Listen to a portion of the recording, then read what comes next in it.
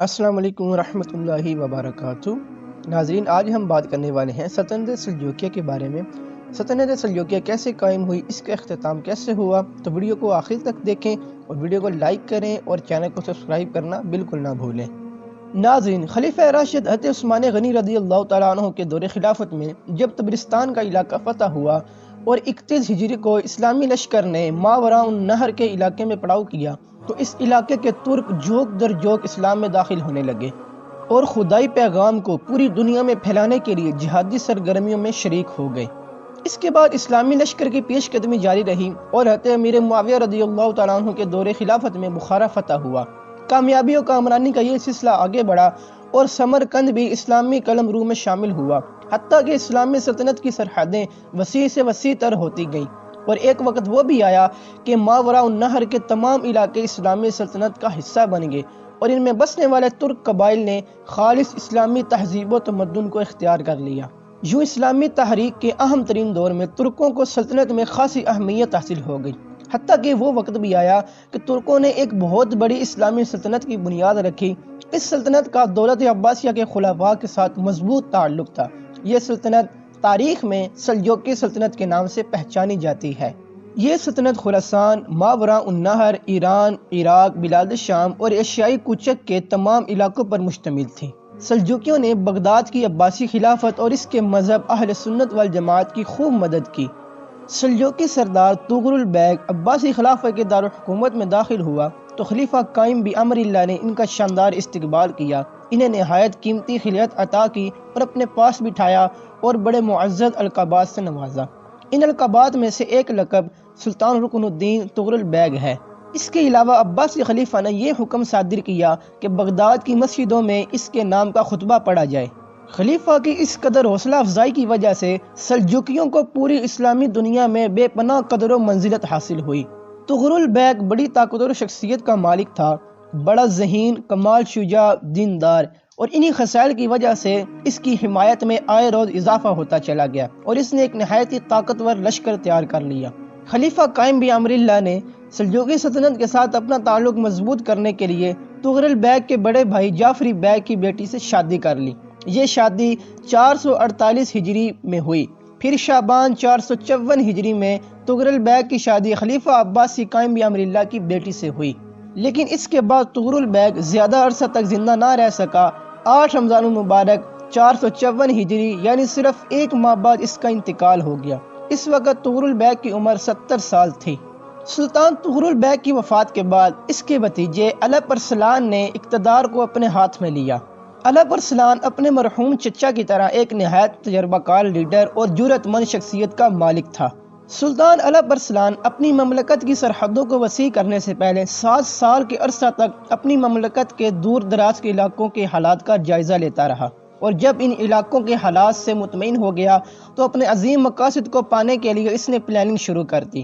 اب اس کے سامنے صرف ایک ہدف تھا، سلجوقی سلطنت کے پڑوس میں واقع مسیحی علاقوں کو فتح کرنا اور مصر میں فاطمی سلطنت کے اقتدار کو ختم کرنا، اور تمام اسلامی دنیا کو عباسی خلافہ اور سلجوقی اقتدار کے جھنڈے کے نیچے متحد کرنا۔ الپ ارسلان نے اپنے منصوبے کو عملی جامہ پہنانے کے لیے ایک بہت بڑا لشکر تیار کیا اور اس لشکر کی قیادت کرتا ہوا ارمن اور جورجیا کی طرف روانہ ہوا، اور یہ علاقے بہت جلد ان کے ہاتھوں فتح ہوئے۔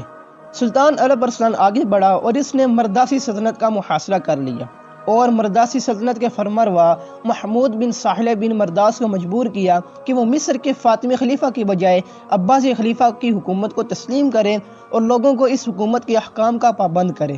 426 ہجری میں مکہ مکرمہ کے گورنر محمد بن ہاشم کا قاصد سلطان الپ ارسلان کے دربار میں پہنچا۔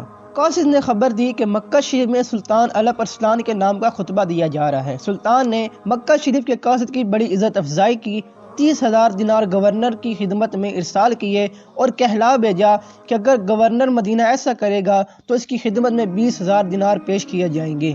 سلطان الپ ارسلان کی ان فتوحات کی وجہ سے رومی شہنشاہ ڈومانوس غصے سے پاگل ہو گیا اور اس نے پختہ ارادہ کر لیا کہ وہ ہر قیمت پر اپنی شہنشاہی کا دفاع کرے گا۔ اس مقصد کے لیے اس نے اپنی پوری فوج سلجوکیوں کے خلاف جنگ میں جھونک دی۔ رومی اور سلجوکی فوجوں میں کئی خونریز مارکے ہوئے، لیکن ملاز کرد مارکہ ان میں سب سے زیادہ اہم ہے۔ ابن کثیر لکھتے ہیں کہ اس معرکے میں روم کا بادشاہ ڈومانوس پہاڑ کی مانند لشکر لے کر روانہ ہوا۔ اس لشکر میں روم، روس، برطانیہ اور کئی دوسرے ملکوں کے سپاہی شریک تھے۔ ڈومانوس کی جنگی تیاریاں بھی خوب تھیں۔ اس لشکر میں 35 بطاریق شامل تھے اور ہر بطاریق کے ساتھ 2 لاکھ گھڑ سوار تھے۔ اس کے علاوہ 1 لاکھ نقاب، 1 لاکھ کھدائی کرنے والے، 400 بیل گاڑیاں جن پر فوجوں کی وردیاں، اسلحہ، گھوڑوں کی زینے، منجیقیں اور کلا شکن آلات لدے ہوئے تھے۔ ان منجیقوں میں ایک منجیق ایسی بھی تھی جس کو 1200 آدمی چلاتے تھے۔ ڈومانوس یہ سب لاؤ لشکر لے کر اسلام اور اہل اسلام کو مٹانے کا مقصد لے کر آگے بڑھا تھا۔ ڈومانوس کو اپنی فتح پر اتنا گھمنڈ تھا کہ فتح سے پہلے ہی اس نے اسلامی علاقے اپنے بطاریقوں کو جاگیر میں دینے کا اعلان کر دیا۔ ادھر ڈومانوس یہ سوچ رہا تھا اور ایک طرف تقدیر کھڑی مسکرا رہی تھی۔